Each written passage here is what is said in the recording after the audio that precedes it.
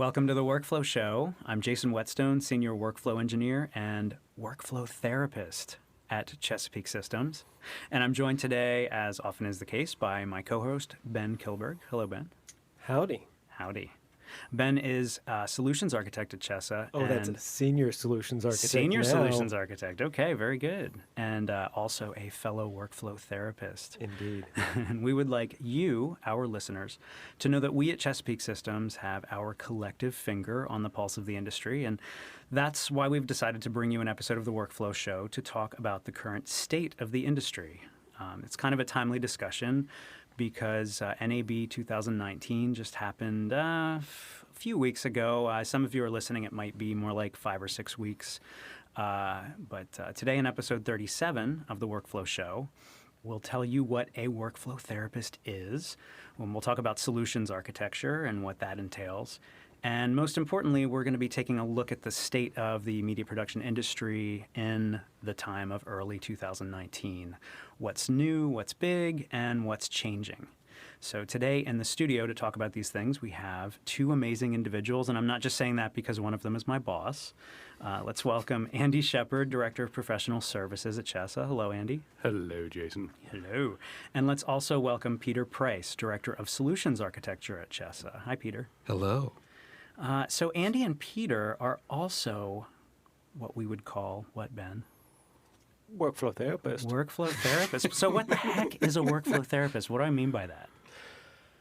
You mean somebody who first has your well-being in mind, right? They want you to succeed in your job. They want you to have fun and actually get back to being creative. And often the process that a business has gets in the way. So we need a way of talking collectively about what issues we face together, what other people might have come up for solutions with in dealing with these issues, and basically giving you some TLC so that you can get on to editing and doing the fun stuff again.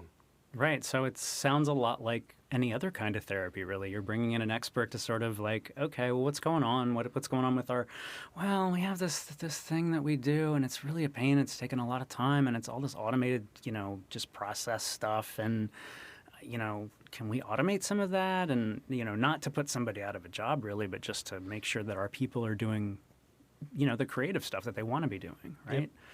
Cool. Yeah, agreed. So we've been kind of hosting these workflow therapy events from time to time. Louise Gable, who is on our last episode 36, that everybody got to meet there.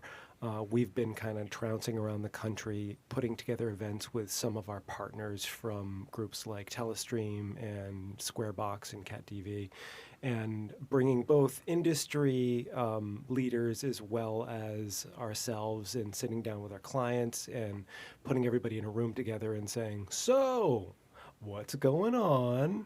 Right. And having everybody, say, oh, well, I can't get past this one specific issue. And everybody can chime in and say, oh, have you thought about this?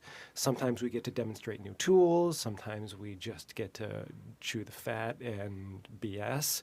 But mostly we collectively and consultatively solve a lot of really good problems. Cool. So it's group workflow therapy, really. Exactly. Awesome.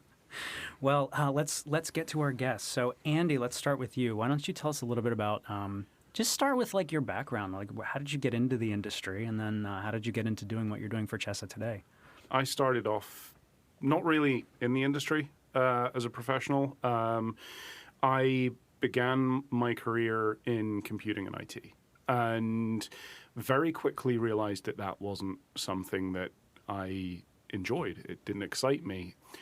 Whilst at university, I was always very interested in media workflow, and it was just about at the right time for media workflow to be really considered as a serious business proposition. I spent a lot of time and effort moving into the industry, moved down to London, and began work as a systems administrator within a post house, gaining a lot of experience personally and essentially consulting and growing my knowledge. After working full-time in London for some time, I moved into a role where I was consulting independently. I helped designing and building out visual effects studios. I helped a lot with workflow and developing that sort of expertise for people to be able to sort of take control of their own destiny. And then moved over here about 7 or 8 years ago. Over here being... Over to the US. Okay. Ended up walking in through the door of Chesapeake Systems, and I've now been working here for just over 6 years. It was a lark, right? It was like, oh, what do these guys do? Yeah, it was very much, oh, there's this interesting building here that's a church, and there's this company in which business occurs. I'd like to find out more about this. And once I did, I realized very quickly that the fine people at Chesapeake Systems, Ben included, because he's been here forever, and so applied for a position and was hired a couple of weeks later. And since then, I've moved through systems work, through workflow work, and I'm now Director of Professional Services here. Yeah. That role includes overseeing the projects team, the professional services team itself. As the professional services team, we work on projects small to large, from the tweaking a workflow for a client up to and including the consultative period of looking into somebody's business process, looking into someone's workflow process or intended processes, because really what our consultancy is about is that business process and the potential workflow automation of it. It's not from the angle of let's automate people out of jobs. It's let's enable people to do what they were hired to do. And that's a really important thing for all of us, I think, at Chesapeake Systems, where we really want to concentrate on helping those people improve their workload positively so they can actually do not just what they want to do, but what they were actually employed by their employer to do in the first place. And we've got some great positive examples of that, where people have been able to rise through the ranks of their organizations and work more on the direction of media management and supply chain in general because of what they've done, what they've realized with the work that we've done with them there. So it's a very positive consultancy effort that we put together and that we execute with clients. And then on the other side of things, more internally, I also work with the support team a lot to help make sure that they're furnished with the right knowledge and the right needs to support what we build out. And we talked with the manager of professional services, Marina Blandino, in episode 36 a few weeks ago about the support team and about what a maintenance and support contract looks like. Yeah. And then beyond that, research and development efforts. And I'm working a lot more closely with Peter now that he's on the team as well, with those R&D efforts and the prioritization of those, and in making sure that we're investing the right time in those efforts to ensure that we understand not just where the industry is, not just the state of the industry is the topic of this show, but also where things are going, where they're going to be at in a year, 5 years, and 10 years potentially. Right, So right. we still So have that- jobs. Sorry to cut you No. off. I was just going to say, so that we still have jobs and all of our customers also still have jobs. Ah, yes, exactly. Indeed, yeah. He's winking. So these consultancies obviously would involve a lot of architecture of solutions, and that's why I want to shift over to Peter at the moment and just sort of talk about, Peter, your background and sort of how you got into the industry too. So Yeah. start with that. I came from the music industry, actually. Like Awesome. many of us, I think in this space started off as either musicians or producers or recording engineers. Like and I was- literally like three Myself. of us in this Yeah, space. I think- Myself, in this Ben, room. Yeah. Right? our CEO, Jason. Yeah. Yeah. All of it, and it's a common thread. So yeah, I started off in music and working in recording studios, and I was the guy that built out Pro Tools systems. That was kind of my I did the same thing. gateway in, right, Yeah. to the technology. And then that stemmed into setting up the email servers and the back office servers and becoming the IT guy. And then when I got, realized that I couldn't make money being in music, I started shifting into video and focusing my IT attention around those environments, and then slowly picking up skills in editing and shooting and doing that creatively on the side on top of supporting technology environments for video. So yes, I had the opportunity to work with a number of really good companies like HBO, CBS, Reuters News, and then kind of peppered in there some boutique post houses, both in New York and Los Angeles, and then eventually working for some systems integrators, which landed me over here at Chesapeake Systems. Great. Yeah. Okay. So you have seen a lot of different types of environments. Yep. Being that I've also had some experience doing solutions architecture, that we can all say that if you have a question about it, we probably have seen it before. Yeah. You know? Yeah. So that's great. All right. So thanks for that, Peter. Let's shift the discussion to what are we seeing in the industry these days? You guys recently went to NAB. I wasn't able to attend, but let's start talking about one of the things that we do, so much of is this MAM, Media Asset Management, Workflow Orchestration Platform, consultation, engineering, support. That's a huge part of what Chesa does and a huge part of the value that we bring to our clients, being that we understand all of these solutions that integrate with these platforms. So what were we seeing at NAB for platforms like Levels Beyond Reach Engine or Yala Flex or Squarebox Cat TV? Like, talk about, maybe Andy or Peter, just take the floor for a moment and talk about some of those things. Well, was there a theme? I mean, did you see Yeah. like a big theme? Yes and no. I mean, there's, more MAMs all the time, right? What's interesting that we're seeing is there's a lot of customer attention around transitioning these MAM platforms into the cloud. So we were Okay. taking a lot of attention around what MAMs are in the cloud, which ones are heading to the cloud, and sort of getting our own internal education around that. And then, of course, we work with some usual suspects like CatDV, Levels, PrimeStream, Uyala. These are all partners that we like working with. Couple of trends. One is sort of the multi-tenant environments, right? So the ability to have, multiple sites, service assets. Okay, so if you're- multi-tenant and multi-location. And 'Cause multi-location, That's I'm sorry. even, Yeah. those are they can be the same beast, but oftentimes they're different. Right. They're different problems to wrangle. Yeah. And so, a lot of companies are looking to diversify their locations. We've got a number of clients that are bi-coastal and are trying to manage their assets centrally. So a lot of these MAMs are answering those feature sets. And I think that's a really good point. And obviously, we're really looking forward to a lot of systems that are becoming very cloud centric, but not necessarily cloud only. Yeah.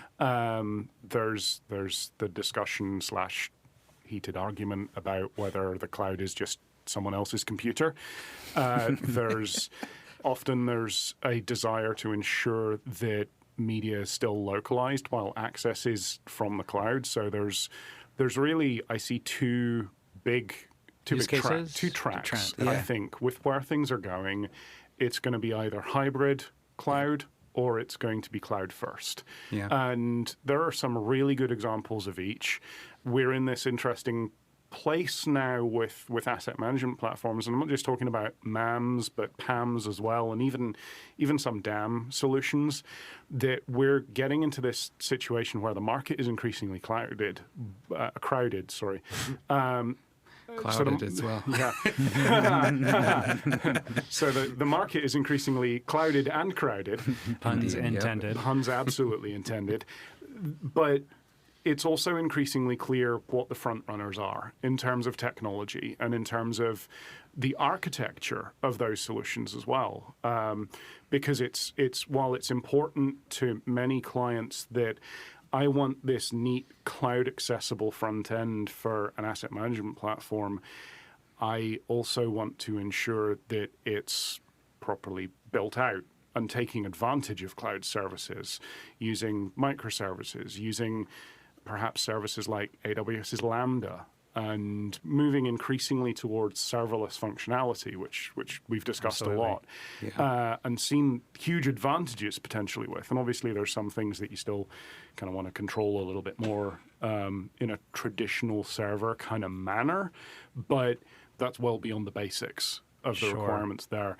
And then there's also the more traditional almost version of the MAM, where it's kind of let's stuff it in the cloud and let's put everything up there. Yeah. Let's get away from any form of traditional shared storage solutions that are fiber attached to people's desktops and things like that, because internet connections are getting faster, the latency is lowering, the price is often decreasing rapidly, and enabling people to move to the sort of solutions where they might be shooting 4K, but they might also be okay with the ability to cut with proxies. Right. And there's Or a lot maybe of they're clients. just using the 4K for archival purposes Yeah, and not exactly. necessarily And there's- editing with yeah. them. Yeah, and there's a lot of clients who do that. Obviously, we've got quite a few who we talk about that kind of solution with, and they're like, well, I'm shooting red, and I want to be able to correct the raw footage. Right. I want to be able to apply LUTs. Well, and sort that's of thing, one where, that's one use case where it can really change the paradigm of how we have to consider yeah. the asset management solution Yeah, if they the are pushing towards The a files cloud. themselves Right. could be, Well, and we're seeing a vast majority of clients right now, especially like agencies or companies that are doing media in-house, are not coloring uncompressed DPX 4K files. They're doing HD proxies, or they're doing HD files that are nicely sized where you can fit it up in the cloud. I think that these companies especially are less interested in committing to a large hardware footprint, both from the workstation side and on the back end side. And so when they see cloud offerings, they see a lot more cost savings, but most importantly, they see a less hardware and investment commitment while they can try things out. Because everything's in the cloud is like, try before you buy kind of mentality. And we're seeing a lot of that trending with these types of solutions. It's not just that. Sometimes it's budgetary as well. I was going to say There's the whole- difference between the CapEx OpEx discussion. That's a huge thing that's with a the cloud. huge It's thing. a really So fun one. for anyone who isn't familiar with that discussion, it's really the question is whether capital expenditure and expense would be something that you are buying and bringing into your organization and setting up and maintaining yourself, or via a service contract with an organization like Chesa, or an operational expense, which is you're basically paying a vendor to do all of that for you, and it's not necessarily in your building, or it's not even really physically accessible to you, but you're paying for that service as a service.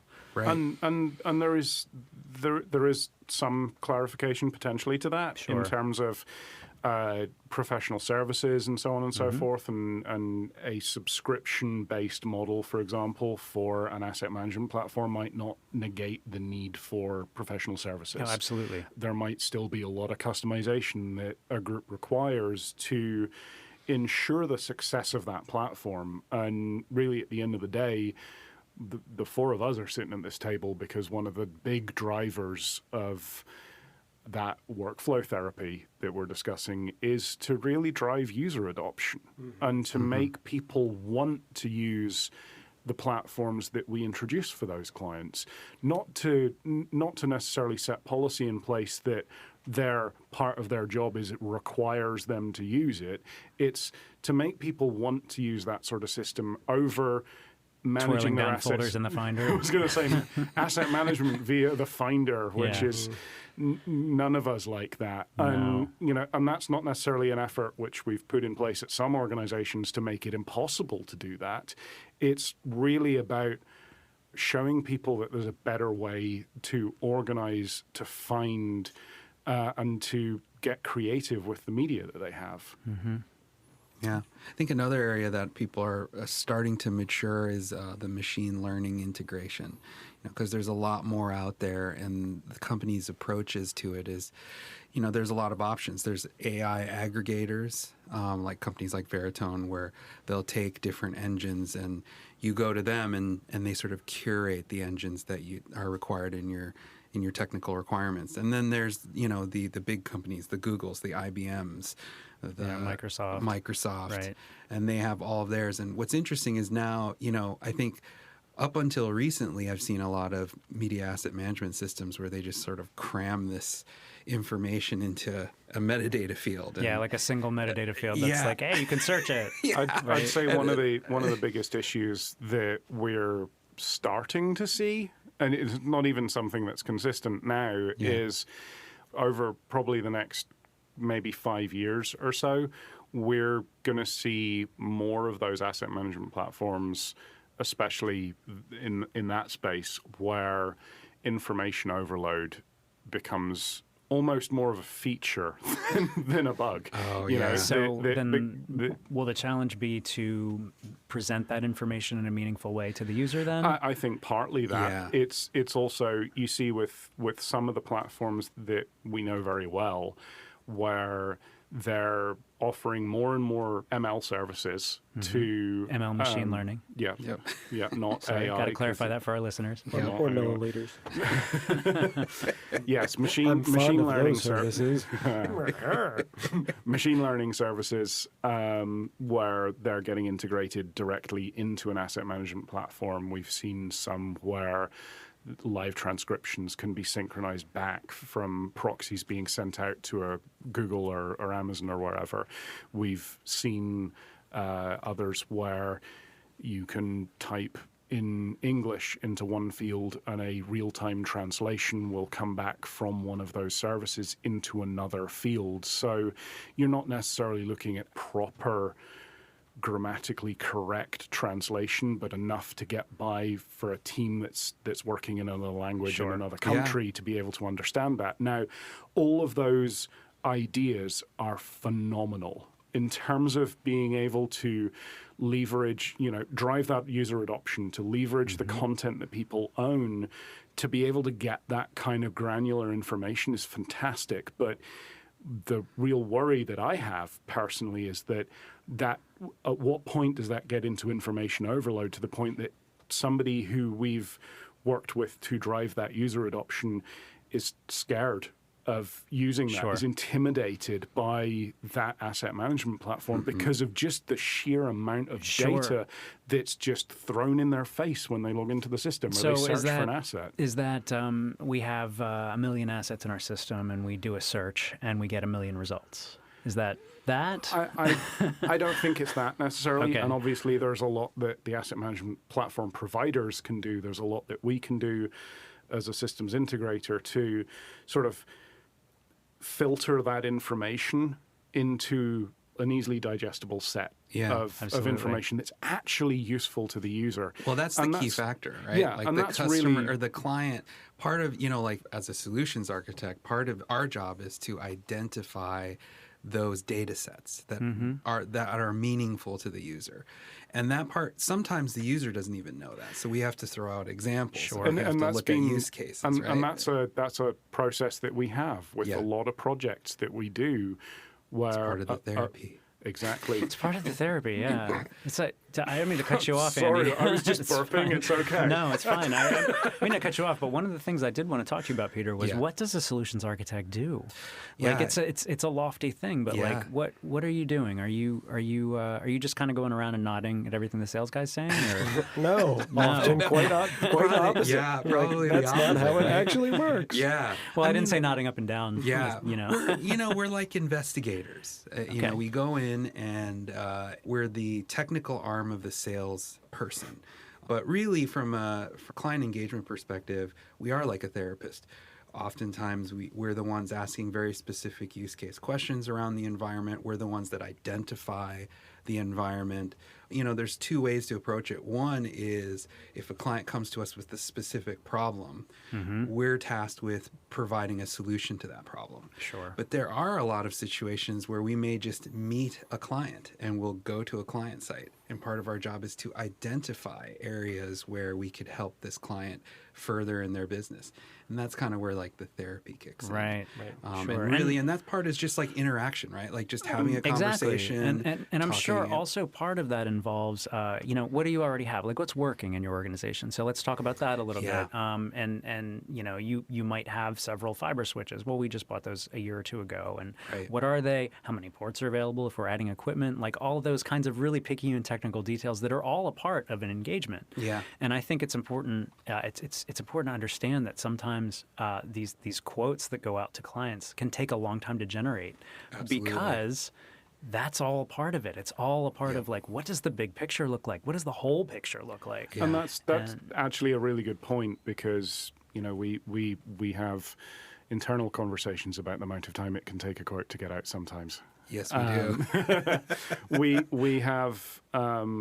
We occasionally have a concern from a client. We have a lot of expectation management around that, because whilst it's really important for us to do that solutions architecture in the pre-sales process, there's also a huge part of that workflow therapy that migrates into the post-sale process when it becomes part of the professional services engagement, Right. where we continue on that, we refine it, we go from, I like to really define the difference between the two almost as a solutions architect, you both, Peter and Ben, is you're coming up with the design, the overall design for a system. In the professional services engagement, even at the workflow therapy stage, we, in the post-sale group, as those professional services engagements spin up, we're really more structural engineering there. And we're getting down to the minutiae of, okay, so you want this house that's going to look roughly like this. How many windows do you want? And it's not necessarily black and white questions like that, but it's getting into the detail of, okay, what metadata do you want to see? And how do you want to see it? And Where does it come from? and to talk to Peter's point about oftentimes those users really don't know what they want, is we have years of experience on that consultancy team, on that post-sales consultancy team, where we've spent months, sometimes at a time, in front of clients, working with them to define what they need.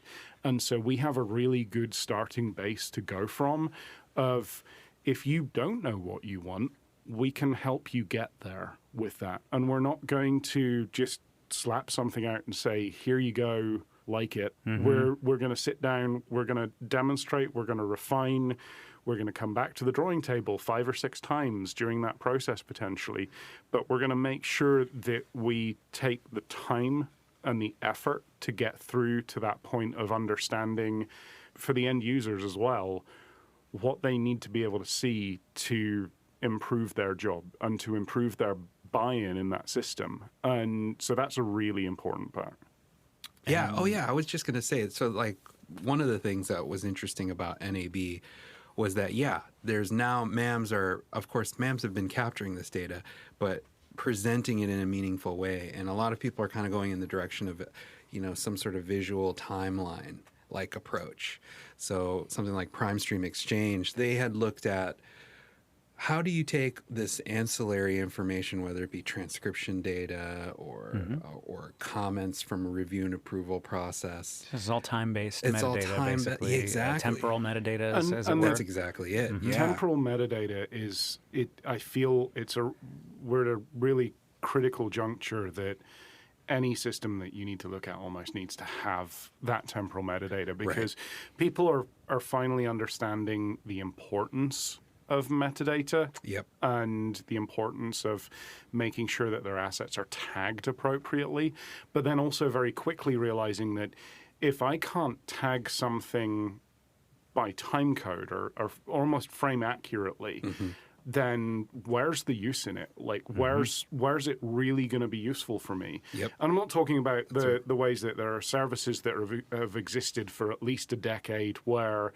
they can accurately tie time-based metadata together with a playhead so that you can search for tree and it will it'll show up markers for every occurrence of a tree throughout the shot that you're looking at, throughout the asset.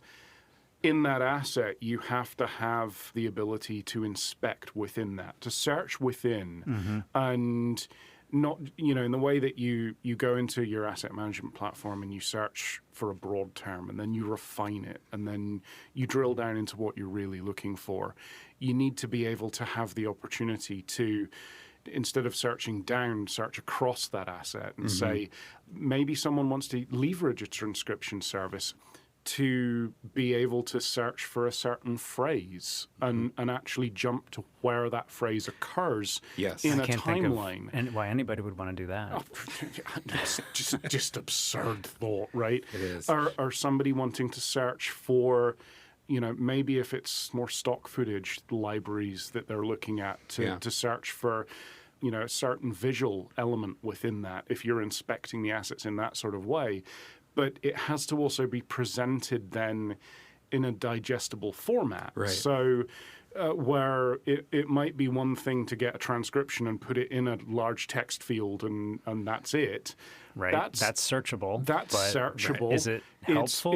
It's maybe a little. It's searchable. It's Exactly. attached to the asset. It's potentially really useful for at least finding that piece of content, but then finding the actual point of that content where that element that you're searching for exists could then take hours, because it could be that, let's say, someone's got a live feed of something that's been 10, 15 hours long, and you're searching for when somebody said this, and it occurs 3 times within that 10-hour stretch, and you're like, oh, great, this isn't going to take any time at all to figure this out. Right. So you need to be And your able... producer's saying, oh, but we spent hundreds of thousands of dollars on this media asset management platform. Like, what do you mean you can't find it like in 30 seconds? Why is it not a unicorn?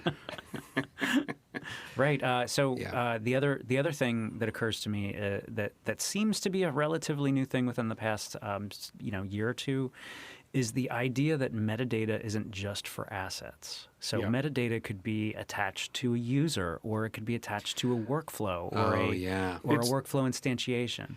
We were talking about this a little bit earlier. It's going from viewing the sort of traditional metadata can apply to an object, or it can apply to a group of objects. So you call them a collection or a production or whatever.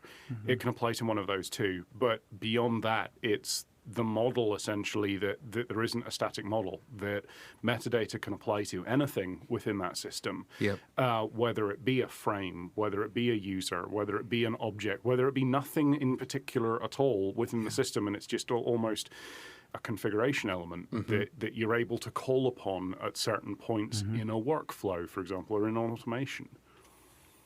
Right. And the reason we're talking about these things is because people are asking for them. Yeah. So if you are a developer, vendor, whatever, and you're listening and you're saying, oh, we don't have that, chances are one of your competitors probably does. So you might want to get on it. Yeah, Some people have it, some people don't. Some people have ideas and designs of how to implement it. Sure.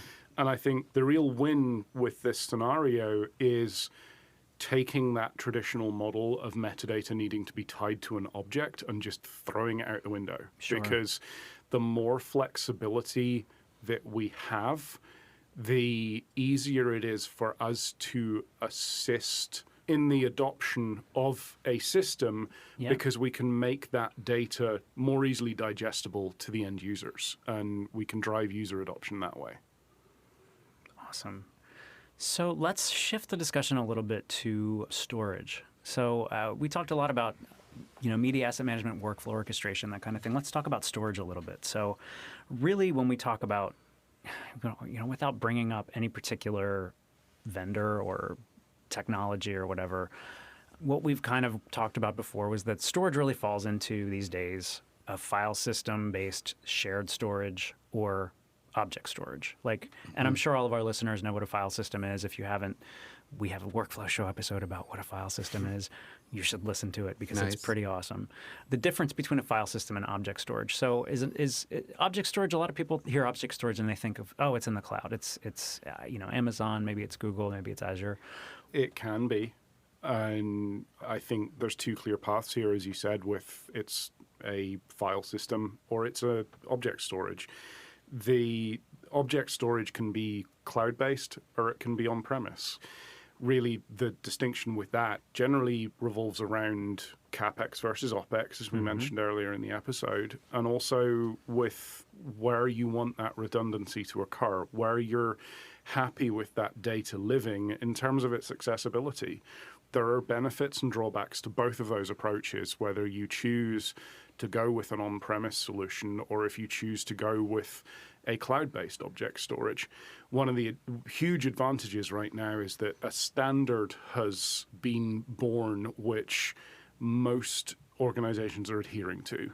And that's actually really useful from the consumer perspective. Absolutely. Because it means that we can help them leverage on a more agnostic basis what storage they're pointing at for, let's say, their archive. Object storage is commonly considered as archive storage, partly because you can't point Adobe Premiere at it, for example. Right. So you can't really use it for sort of live edit kind of scenarios. But using archive as an example, you can say you make a decision of whether you want that to be on-premise and local to you, so you can see it and look at all pretty flashing lights on the front of it, or you can look at putting it in the cloud. And with the inherent redundancy improvements that that's likely to have, including geographical redundancy if you need it, obviously asterisk additional charges may apply. But then that becomes a big discussion as well. If you do choose to move your archive into the cloud or whatever you were planning on putting on object storage, it's then much more of a discussion about, okay, what's my entry cost, but also what's my ongoing cost, and ultimately, and almost most importantly, that a lot of people are now beginning to consider is what's my egress cost.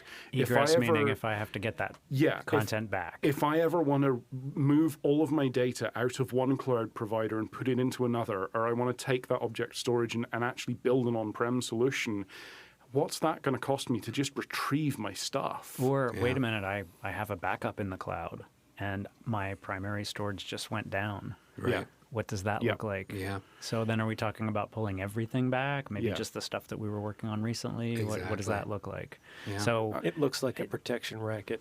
yeah, I bet. I bet. And It can. what I'm hearing from this, or what I'm understanding from this, is that maybe the cloud isn't necessarily for everyone and everything, or No, object storage in general. I think there have been several good statements that I've heard up to and including very recently about, the cloud is a solution. It's not the solution. Right. Along with the relatively trite statement at this point of it's just someone else's computer. Okay, fair enough. Right. Like there needs to be a conversation that you can have and be comfortable with the fact that you're storing data inside another business. Yeah. And there can be huge privacy concerns with that. And that's really something that we can only help so far with people being comfortable with taking potentially very sensitive data and storing it on someone else's computer. But I think what's really interesting is we've got one client in particular that's a really good example of this, that they actually use one of the larger cloud providers, and they send a copy of all of their data that they archive currently to LTO tape, that they archive locally within their headquarters, and a copy of all of that data is also sent to the cloud. So the cloud is a backup of the archive. Exactly. This is a It's a concept that- second, it's almost Yeah. like another tier of their Sure. archive. And that's Right. the way we've designed it. And that's a common way it's it designed. is, yeah. In, and it's in this day and age, and right it's now, a really yeah. nice idea because the ingest costs are minimal. Yep. The retention costs, when it's in a more archival state within that cloud service, means that it is relatively cheap to store. And because they have a primary tier of archive on premise that has all of that data there, they can retrieve that data for a far lower cost if they ever need to. Yep. Now, that particular client, as an example, they are looking at replacing that tape library with object storage Right. and keeping that on-prem because that affords them huge other opportunities. And this is a really good, I think, turning point for talking about object storage, is while generally we're going to consider right now that it's not necessarily your first tier of online storage, Right. that especially replacing a tape library with object affords you so many other opportunities for using that data, especially if it's kind of on-prem and you have a decent internet pipe and that sort of thing. So you have a lot of the costs already covered that you can leverage that data in ways that you wouldn't have been able to before. One of the Like examples that multi-location, maybe? partly, yeah, Okay. but one of the other things that we were looking at, multi-location, geographic distribution of that archive is Right. really potentially important because they can throw copies of that data with no effort, no lift on their part to other locations. Because that's the way the system's designed. It's Yes. designed to sync the Yeah. objects on the object storage across the different nodes that make up the Yeah. cloud. And based Whether it's on the cloud yeah. or a virtual private cloud. and based on what levels of redundancy you want and data safety, you can make that storage work for you in the way that you want it to have as many replicas of those objects as necessary for you to feel comfortable. But in terms of new and exciting opportunities for use of that archival data, if you think about it from the case of, let's say client X has 30 years worth of content that they would love to monetize, and I have this great idea for a video on demand service, and people sign up Netflix style for $7.99 a month or whatever Netflix are now charging, like $15 or something. That you pay a monthly subscription fee and you have access to a library of content. That library of content could be pulled from object storage, so you're not necessarily and obviously, with this example, there could be benefits to doing this on an actual cloud platform. Sure. But yeah. they're also afforded the ability, if you have that archive on-prem and you have a decent internet connection that you're not saturating on a daily basis with production usage, that you could almost proof of concept this sort of thing without that large commitment, maybe of petabytes worth of data on a cloud service, where you're actually able to make those things pretty readily available despite still being in an archive. So while you could accommodate and achieve the same thing with a tape-based archive, the buffer time is going to be insane. Yeah, sure. Millennials are not going to go for that. Good deal. So, okay, that really, I think, covers a lot about the object storage side of things. What about shared storage? What about file systems? Anything new there? I mean, at the end of the day, when we talk about shared storage, the thing that we always say is you're talking about the hard drive icon on the desktop, which Right. is the way most creatives, why would you need to look at it any other way? Yeah. It's either there or it's not. Right. So, Yeah, I mean, I think there's some trends going in the area of high performance NAS devices. So a lot of people are transitioning away from the traditional SAN file systems, and you're getting at a point now where 10 gig environments can perform as fast, if not faster, than Fibre Channel in a way for when you're looking at high performance or media rich like color correction, visual effects. You can do all that stuff on NAS, which you couldn't do, not so Couple of long years ago. ago. A couple of years ago. Yeah. It was always notoriously slow to do that. And a lot of that stuff's improved to the point that it is usable. There's a couple of caveats still to those sort Totally. of situations where Yep. you're seeing switch bandwidth increase, you're seeing Yep. even end workstation bandwidth increase, Yeah. but then you might be up against certain limitations of things like Apple Macs with higher than 10 gig Ethernet attachment that cannot run higher than 10 gig. Exactly. Imagine Because- that. Because the driver Yeah. stack is literally limited to that. Yeah, and I think that's the roadblock with a lot of these solutions, right? That is the qualifier when we're looking at these storage solutions are how are these vendors developing around those roadblocks, Sure. especially with macOS, right? Like, Right. how do they get around it? And some of them do a really good job. Some of them do a really bad job of it. Yeah. And I think And so- part of that with the driver limitations, with the network stack limitations, that's a problem that Right. several of our vendor partners have seen, where they're literally coming up against a limit of, we can take this Thunderbolt 3 device and we can plug it into a PC running Windows 10 and we can scream with it. Yep. But then we plug it into any form of Mac and we're up against limitations. Yeah. And I see that being something that they're like, this has to be something that's addressed this year. And with the increasing threat of things like Microsoft Surface product line getting so much better. The Surface Studio being a viable option for an all-in-one workstation. The professionals HP Z are- Work Z series. Yeah. Like, there are some really compelling other options. And a 100%. lot of people are sort of finally getting towards that, like, well, let's look outside. Let's see what other people are using. Let's not necessarily stick in the mindset of the Mac is the best tool for the job because the Mac is the thing I know. Yeah. That could be a dangerous mindset to get into in the start of things. Yeah. But we really are at a point where, for a lot of those potential applications, it might not be that when you're looking at the full sort of end-to-end solution, that the Mac is really the viable product on the user's desktop. Yeah. Because, well, the Mac is becoming less and less the creative workstation of choice, especially for high-end work. Yeah. Color correction, everybody's on, some sort of non-Macintosh platform, whether that be Linux or Windows machines.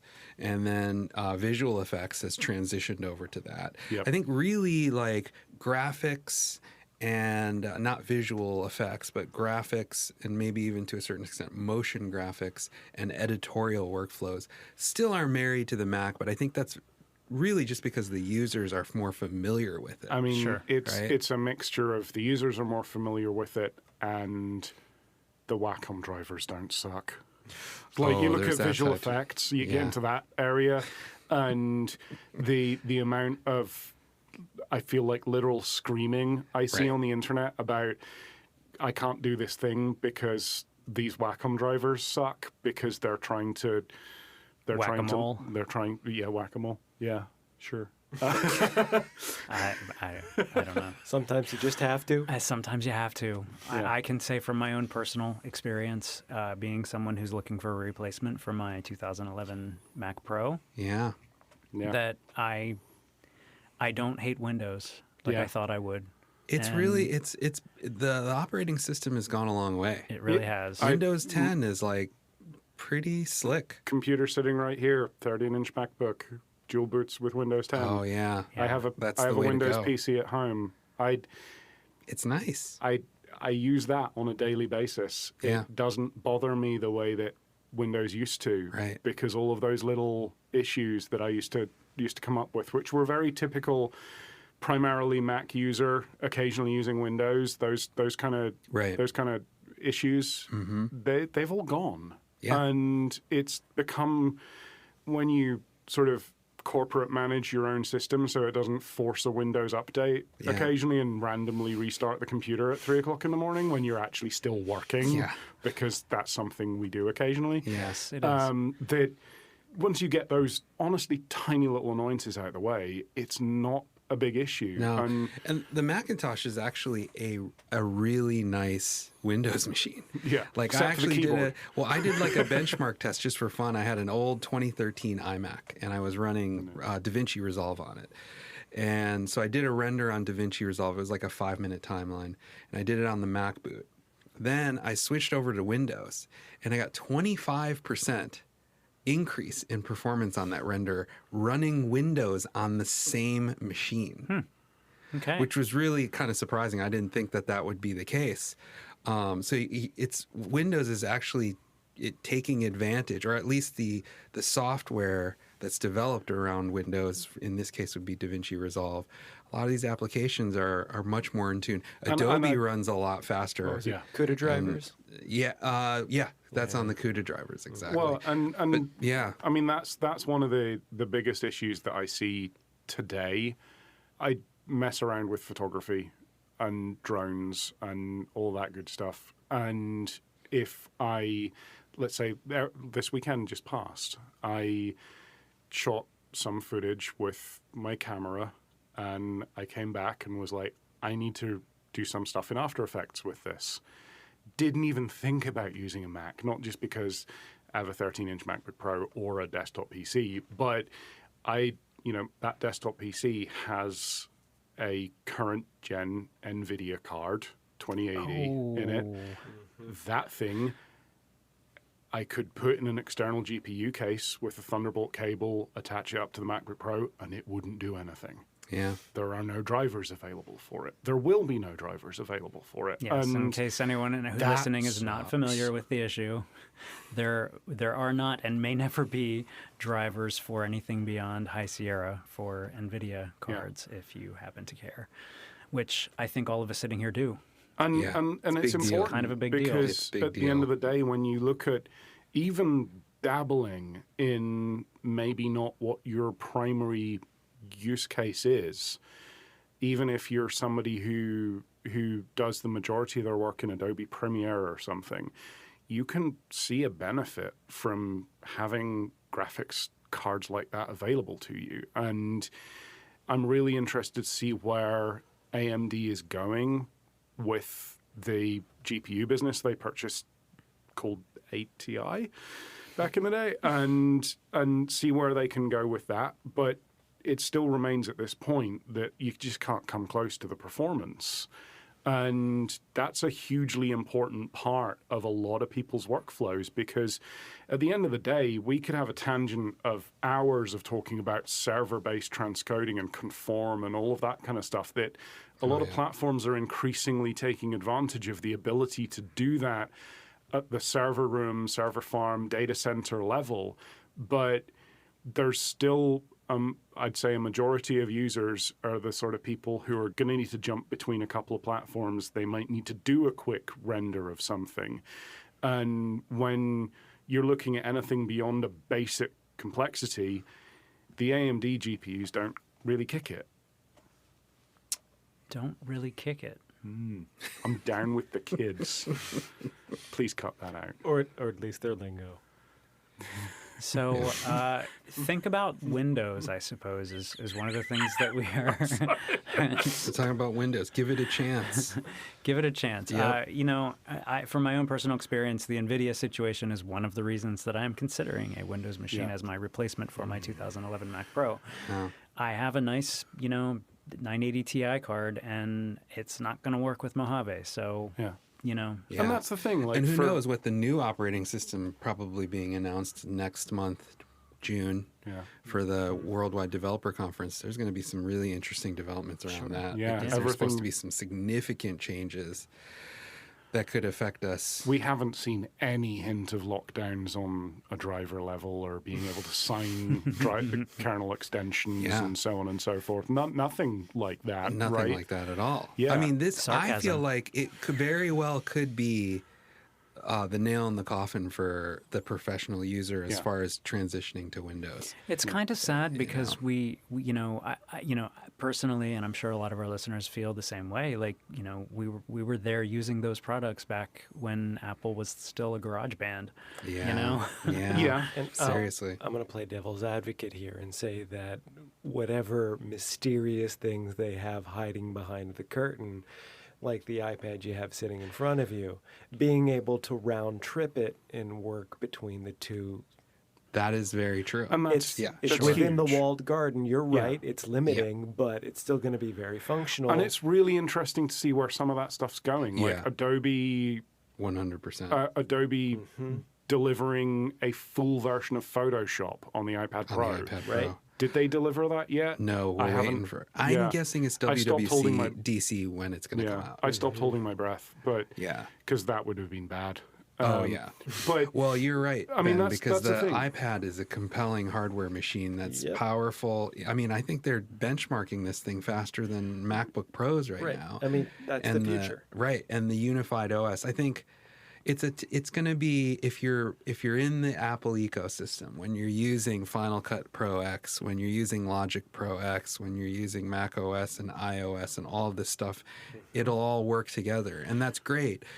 The question for us is professionally, Is it enough? is it enough? Is Exactly. it where those pro users can go? And I think we're going to straddle the market somewhat in terms of there's going to be two sets of user groups. There's We're going to already be seeing that. Yeah, Yeah. but it's going to be Absolutely. splintered more than it is today. Of we're going to have one set of users who are perfectly happy within that walled garden, and I think quite a few of us at Chesapeake will also be kind of happy in that walled garden. But there'll be the occasion, and there'll be an entire user group that we cater for today, and we'll continue to expand that service of catering to the people that cannot live within that walled garden because they have needs that don't fit into Apple's very specific use cases for what you can achieve with their platform. Agreed. And then you may need some workflow therapists to Right. help you figure it out. We have several nice couches and a fish And- tank. And You we've heard it here. there's secret doors in and out of the walled garden that we might know about. Secret doors in and out of the walled garden. Okay, well, you heard that here from the Workflow Therapist on the Workflow Show. And I'd like to thank my co-host, Ben Kilburg, Senior Solutions Architect here at Chesa. Thank you, Ben. Thank you, Jason. Andy Shepard, Director of Professional Services at Chesa. Thank you, Andy. Thank you, Jason. My boss. He said ominously. And thanks to Peter Price, Director of Solutions Architecture at Chesa. Thank you, Jason. My balls. You're not the boss of me.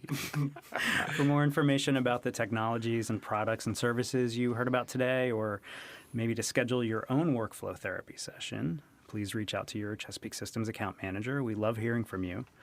Whether you're a client or a partner, or you're just curious about workflow therapy, you can email us at workflowshow@chesa.com or visit us at www.chesa.com. Thanks for listening. I'm Jason Whetstone.